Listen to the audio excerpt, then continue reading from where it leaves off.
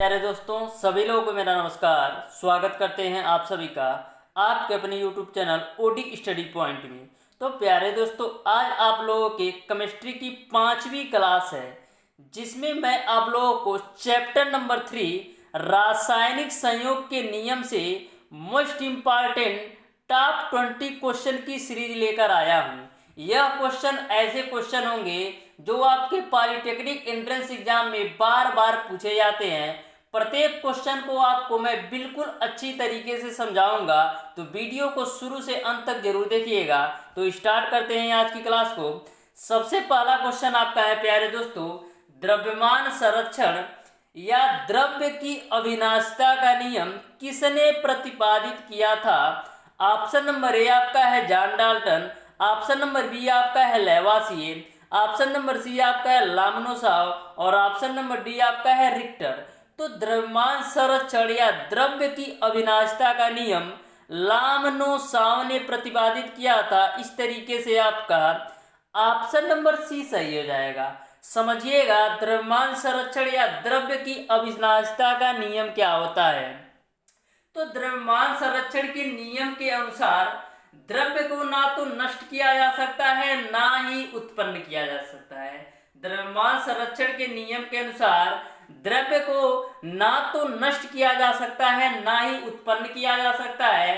अर्थात अभिक्रिया से पहले जितना द्रव्यमान होता है उतना ही द्रव्यमान अभिक्रिया के पश्चात भी होता है। तो यह आपका द्रव्यमान संरक्षण का नियम होता है। देखिएगा क्वेश्चन नंबर 2। क्वेश्चन नंबर 2 आपका है, स्थिर अनुपात का नियम किसने प्रतिपादित किया था? ऑप्शन नंबर ए आपका है John Dalton, option number B आपका है लेवासिए, ऑप्शन नंबर सी आपका है लोमोनोसॉव और ऑप्शन नंबर डी आपका है प्राउस्ट। तो स्थिर अनुपात का नियम प्राउस्ट ने दिया था। इस तरीके से आपका ऑप्शन नंबर डी सही हो जाएगा। अब समझिएगा स्थिर अनुपात का नियम क्या होता है। तो स्थिर अनुपात के नियम के अनुसार प्रत्येक रासायनिक यौगिक में, चाहे वह किसी भी विधि द्वारा किसी भी परिस्थिति में किसी भी स्थान पर बनाया जाए, उनमें जो द्रव्यमान का एक निश्चित अनुपात होता है। यानी कि कोई भी रासायनिक यौगिक चाहे आप किसी भी विधि से बना लें, चाहे आप किसी भी परिस्थिति में बना लें, चाहे आप किसी स्थान पर बना लें, उनमें जो द्रव्यमान का अनुपात होता है वह निश्चित होता है। जैसे एग्जाम्पल के रूप में जल आपका होता है, जल का रासायनिक सूत्र होता है H2O। तो इस जल को, चाहे आपका समुद्र का जल हो, चाहे आपका कुएं का जल हो, चाहे आपका वर्षा का जल हो, तो इसमें जो हाइड्रोजन और ऑक्सीजन के बीच एक निश्चित अनुपात होता है, 1:8 का ही अनुपात होगा। चाहे समुद्र का जल हो, चाहे वर्षा का जल हो, चाहे आपका नदी का जल हो। तो इतनी सी बात आपको क्लियर समझ में आया होगा।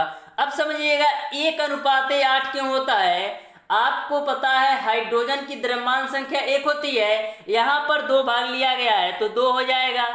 उसके बाद से ऑक्सीजन का प्रमाण द्रव्यमान संख्या आपका होता है 16, तो यहाँ पर संबंधित 16 हो जाएगा। 2 से डिवाइड कर दीजिए तो 2 1 कम 2 और 2 8 16। यानी कि जल के बीच, हाइड्रोजन और ऑक्सीजन के बीच जो अनुपात होता है वो आपका 1:8 ही होता है। यहां तक आपको क्लियर है।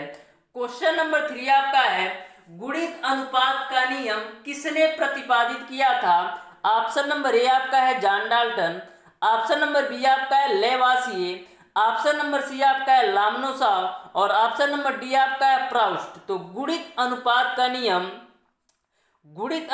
का नियम जॉन डाल्टन ने दिया था। इस तरीके से आपका ऑप्शन नंबर ए सही हो जाएगा। अब समझिएगा गुणित अनुपात का नियम क्या होता है। जैसे मैं एग्जाम्पल के रूप में ले लूं, एक आपका CO है और दूसरा आपका CO2 है। तो मेरे प्यारे दोस्तों ध्यान से समझिएगा, जो भी मैं आपको नियम बता रहा हूं, इसी नियम से इस चैप्टर से क्वेश्चन पूछे जाते हैं। तो देखिएगा, कार्बन का तो द्रव्यमान दोनों जगह फिक्स है, यानी CO में भी कार्बन है और CO2 में भी कार्बन है, यानी यहाँ पर भी कार्बन फिक्स है और यहाँ पर भी कार्बन फिक्स है।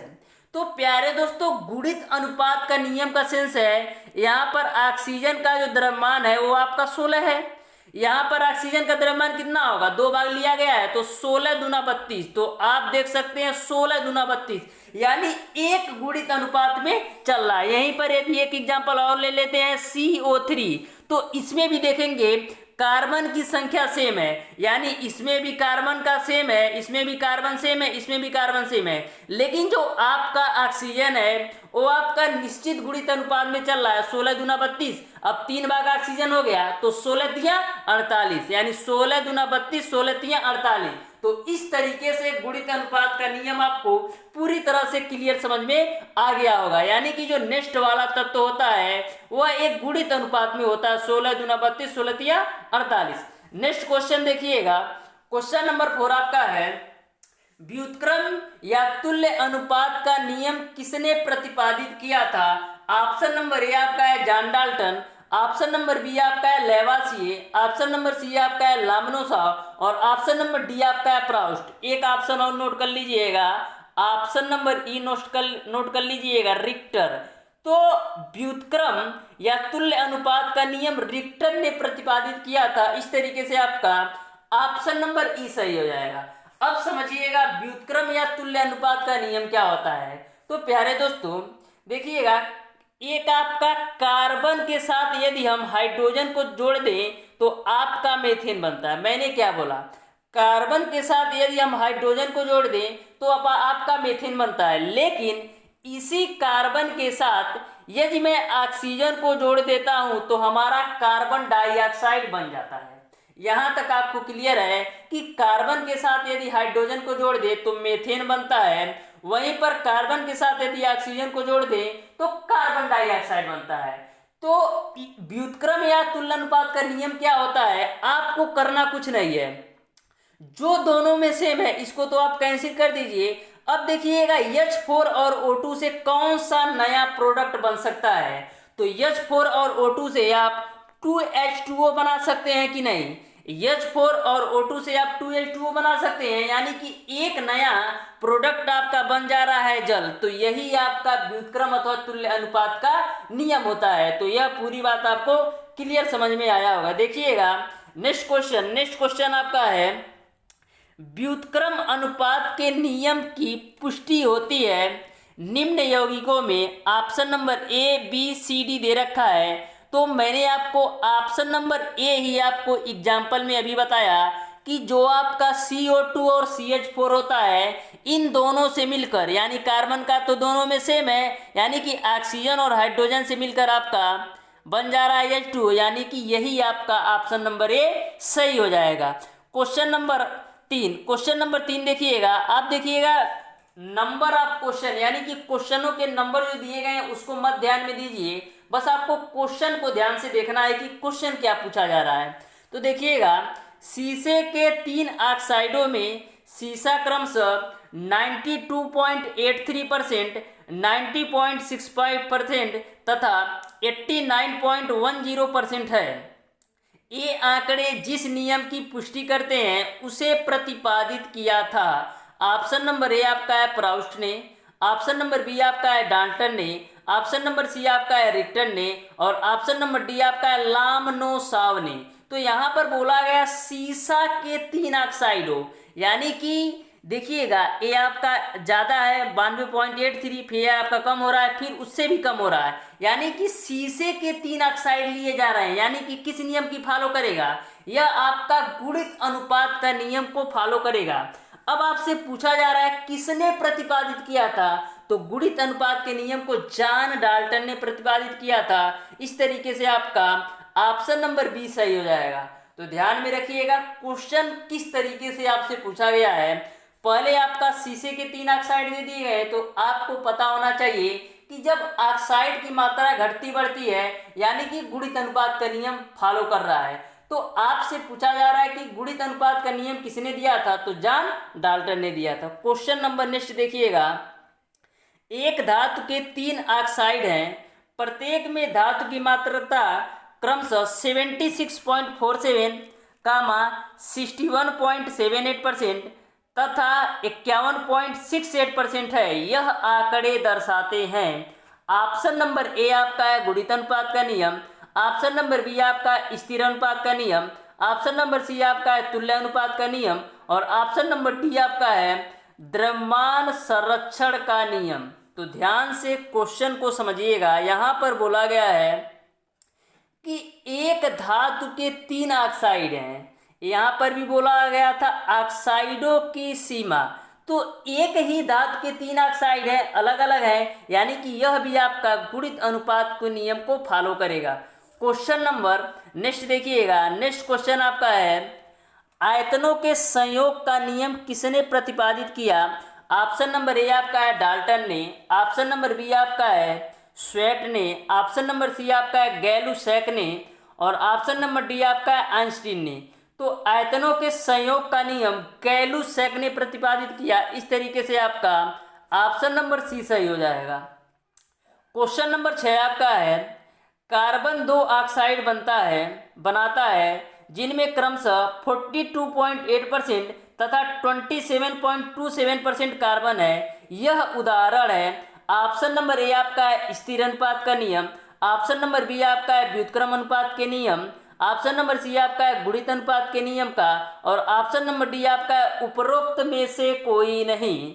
तो ध्यान में रखिएगा, यह भी आपका गुणित अनुपात के नियम को फॉलो करता है, क्योंकि बोला है ऑक्साइड बनाता है जिसमें इतना और इतना, यानी कि ऑक्साइड की ही मात्रा घट बढ़ रही है, यानी कि यह आपका गुणित अनुपात के नियम को फॉलो कर रहा है। क्वेश्चन नंबर 7 आपका है तांबे के ऑक्साइडों में क्रमशः 88.7% तथा 78.8% तांबा है। इनमें नियम प्रतिपादित होता है। ऑप्शन नंबर ए आपका है व्युत्क्रम अनुपात का, ऑप्शन नंबर बी आपका है गुणित अनुपात का, ऑप्शन नंबर सी आपका है स्थिर अनुपात का, और ऑप्शन नंबर डी आपका है सहती अनुपात का। तो आपको बताना है कि तांबे के ऑक्साइडों में 88.7% है और 78.8% तांबा है, तो किस नियम को फॉलो करता है? तो यह आपका गुणित अनुपात के नियम को फॉलो करता है। तो यहाँ तक आपको तो क्लियर समझ में आ गया होगा। जब एक ऑक्साइड ही किसी में कम मात्रा हो, किसी में ज्यादा मात्रा हो, तो वह आपका गुणित अनुपात के नियम को फॉलो करता है। तो इस कॉन्सेप्ट को ध्यान में रखिएगा। नेक्स्ट क्वेश्चन आपका है नाइट्रोजन तथा ऑक्सीजन की क्रिया से 5 oxide N2O, NO, N2O3, N2O4, N2O5 बनते हैं। यह इस नियम की पुष्टि करता है। ऑप्शन नंबर ए आपका है द्रव्य की अविनाशता का नियम, ऑप्शन नंबर बी आपका है स्थिर अनुपात का नियम, ऑप्शन नंबर सी आपका है गुणित अनुपात का नियम, और ऑप्शन नंबर डी आपका है गैलुसैक के गैसीय आयतन का नियम। तो आपको बताना है कि ए ऑक्साइड किस नियम को फॉलो करते हैं। तो यह भी आपका गुणित अनुपात के नियम को यह भी आपका गुणित अनुपात के नियम को फॉलो करता है। इस तरीके से आपका ऑप्शन नंबर सी सही हो जाएगा। नेक्स्ट क्वेश्चन आपका है देखिएगा यौगिक के किस युग्म द्वारा गुणित अनुपात के नियम की पुष्टि नहीं होती? क्वेश्चन को ध्यान से समझिएगा। गुणित अनुपात के नियम की पुष्टि नहीं होती। तो देखिएगा जो आपका ऑप्शन नंबर ए है CO और CO2, ये तो गुणित अनुपात के नियम को फॉलो कर रहा है, क्योंकि कार्बन की दोनों में मात्रा सेम है और ऑक्सीजन आपका गुणित अनुपात में है, यानी यह तो आपका ऑप्शन नहीं होगा।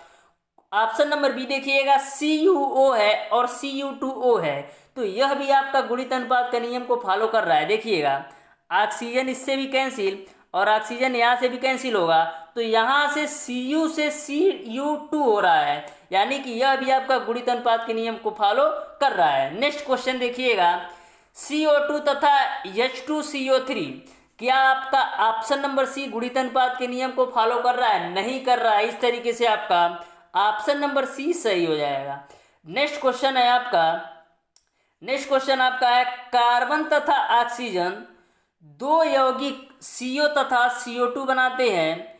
यदि कार्बन का परमाणु क्रमांक 12 तथा ऑक्सीजन का 16 है तो यौगिक की संरचना प्रदर्शित करती है।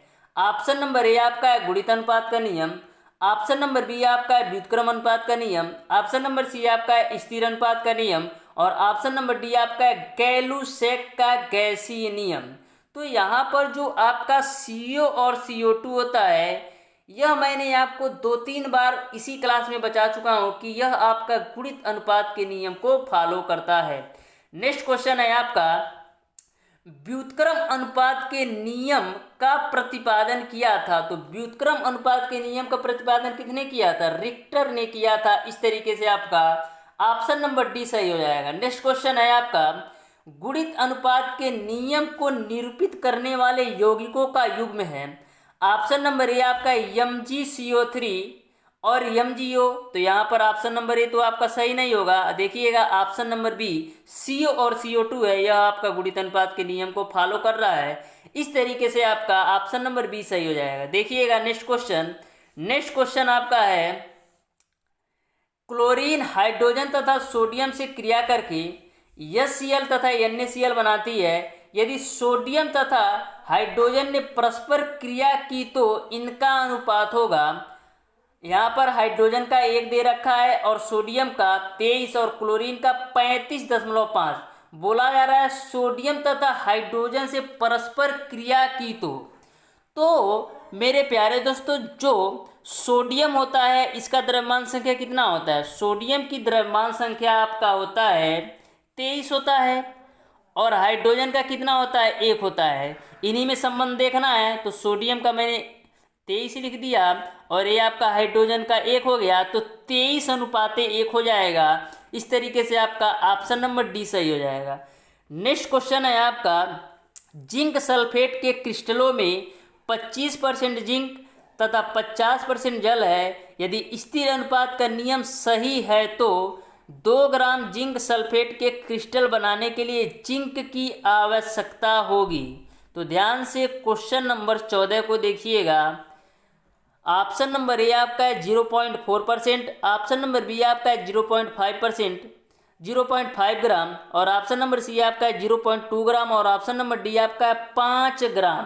तो इसमें जो आपको जिंक की आवश्यकता होगी वह आपका 0.5 ग्राम। इस तरीके से आपका ऑप्शन नंबर बी सही हो जाएगा। देखिएगा क्वेश्चन नंबर 15। क्वेश्चन नंबर 15 आपका है, एक पात्र में 2.433 ग्राम बेरियम क्लोराइड लेकर उसमें 0.98 ग्राम सल्फ्यूरिक अम्ल मिलाने पर प्राप्त बेरियम सल्फेट तथा हाइड्रोक्लोरिक अम्ल के भार का योग होगा। तो इसका जो योग होगा वो आपका 3.413 होगा। इस तरीके से आपका ऑप्शन नंबर बी सही हो जाएगा। देखिएगा नेक्स्ट क्वेश्चन। नेक्स्ट क्वेश्चन आपका देखिएगा क्या है। नेक्स्ट क्वेश्चन आपका है कि कार्बन डाइऑक्साइड के 5 नमूने विभिन्न विधियों द्वारा बनाए गए। प्रत्येक नमूने में 27.3% कार्बन और शेष ऑक्सीजन पाई गई। किस नियम की इससे पुष्टि होती है? इस नियम को प्रस्तुत करने वाले वैज्ञानिक थे।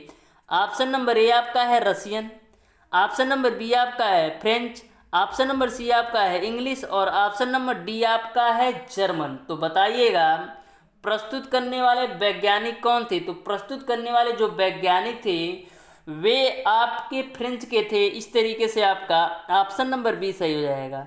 देखिएगा क्वेश्चन नंबर 17। क्वेश्चन नंबर 17 आपका है, एक पात्र में 170 ग्राम AgNO3 तथा 38.5 ग्राम NaCl मिलाकर हिलाते हैं। रासायनिक अभिक्रिया से सिल्वर क्लोराइड तथा सोडियम नाइट्रेट बनते हैं। अभिक्रिया के बाद कुल द्रव्यमान ऑप्शन नंबर ए आपका पहले से अधिक होगा, ऑप्शन नंबर बी आपका है पहले से कम होगा, ऑप्शन नंबर सी आपका है उतना ही रहेगा, और ऑप्शन नंबर डी आपका अधिक या कम भी हो सकता है। तो मैंने आपको द्रव्यमान संरक्षण के नियम में आपको बताया था कि किसी भी द्रव्यमान संरक्षण का नियम आपका एक आता है कि द्रव्य अविनाशी है, यानी कि द्रव्य को ना तो नष्ट किया जा सकता है और ना ही उत्पन्न, यानी कि जो अभिक्रिया से पहले आपका द्रव्यमान होगा उतना ही अभिक्रिया के बाद होगा, यानी कि उतना ही होगा। इस तरीके से आपका ऑप्शन नंबर सी सही हो जाएगा। देखिएगा क्वेश्चन नंबर 18। क्वेश्चन नंबर 18 आपका है, कार्बन और हाइड्रोजन ऑक्सीजन से अलग अलग संयोग करके क्या बनाते हैं? CO2H2O बनाते हैं। जब कार्बन और हाइड्रोजन आपस में संयोग करेंगे तब इनके द्रव्यमानों में अनुपात होगा। कौन? कार्बन और हाइड्रोजन। तो देखिएगा कार्बन और हाइड्रोजन संयोग करेंगे तो इनके बीच का जो अनुपात होगा वो आपका 6:2 होगा, क्योंकि जो कार्बन है और हाइड्रोजन है तो कार्बन का तो 6 होता है और हाइड्रोजन का 1 होता है, लेकिन यहाँ पर हाइड्रोजन की मात्रा 2 है तो 2 ले लिया, यानी 6:2 हो जाएगा। अब देखिएगा नेक्स्ट क्वेश्चन आपका है, रासायनिक समीकरण किस नियम के अनुसार संतुलित होती है? ऑप्शन नंबर ए आपका है गुणित अनुपात के नियम के अनुसार, ऑप्शन नंबर बी आपका है व्युत्क्रम अनुपात के नियम अनुसार, ऑप्शन नंबर सी आपका है द्रव्यमान संरक्षण के नियम अनुसार और ऑप्शन नंबर डी आपका है स्थिर अनुपात के नियम के अनुसार। तो रासायनिक समीकरण जिस नियम के अनुसार संतुलित होती है उसे कहा जाता है द्रव्यमान संरक्षण का नियम। इस तरीके से आपका ऑप्शन नंबर सी सही हो जाएगा। क्वेश्चन नंबर 20 आपका है द्रव्य की अविनाशिता का नियम निम्न में से किन अभिक्रियाओं के लिए सत्य नहीं है? ऑप्शन नंबर ए आपका है रासायनिक अभिक्रियाओं के लिए, ऑप्शन नंबर बी आपका है नाभिकीय अभिक्रियाओं के लिए और ऑप्शन नंबर सी आपका है ऑक्सीकरण अभिक्रियाओं के लिए और ऑप्शन नंबर डी आपका है अपचयन अभिक्रियाओं के लिए। तो जो द्रव्य की अविनाशिता का नियम होता है वह नाभिकीय अभिक्रियाओं के लिए लागू नहीं होता है। इस तरीके से आपका ऑप्शन नंबर बी सही हो जाएगा। देखिएगा क्वेश्चन नंबर 21 आपका है किसी यौगिक को चाहे किसी भी विधि द्वारा बनाया जाए इसमें उपस्थित अवयवी तत्वों का अनुपात सदैव निश्चित रहता है, यह कथन किस वैज्ञानिक का है? तो मैंने आपको स्थिर अनुपात का नियम बताया था, उसी नियम पर यह क्वेश्चन है। बोला जा रहा है कि उपस्थित अवयवी तत्वों का अनुपात सदैव निश्चित रहता है, तो इस नियम को प्राउस्ट ने दिया था। इस तरीके से आपका ऑप्शन नंबर बी सही हो जाएगा। इस तरीके से प्यारे दोस्तों आज की क्लास में मैंने आप लोगों को रासायनिक संयोग के नियम के जितने भी क्वेश्चन बन सकते हैं और जितने भी क्वेश्चन आपकी बुक में दिए गए हैं टोटल क्वेश्चन का सॉल्यूशन मैंने आपको करवा दिया है। यदि आपको किसी भी क्वेश्चन में कोई भी डाउट या कोई भी कंफ्यूजन होगा तो आप उसे कमेंट बॉक्स में कमेंट करके जरूर बताइएगा। और प्यारे दोस्तों शाम को 4 बजे मैं आपको मैथ की क्लास लेकर आऊँगा जिसमें आपका चैप्टर नंबर 26 त्रिकोणमिति फलन एवं सर्व समीकरण चल रहा है, तो उस चैप्टर को जरूर देखिएगा। तो डेली आप मैथ की वीडियो जरूर देखिएगा, क्योंकि मैं बिल्कुल बेसिक से हरियंत पब्लिकेशन की बुक से टोटल क्वेश्चन का सॉल्यूशन करवा रहा हूं।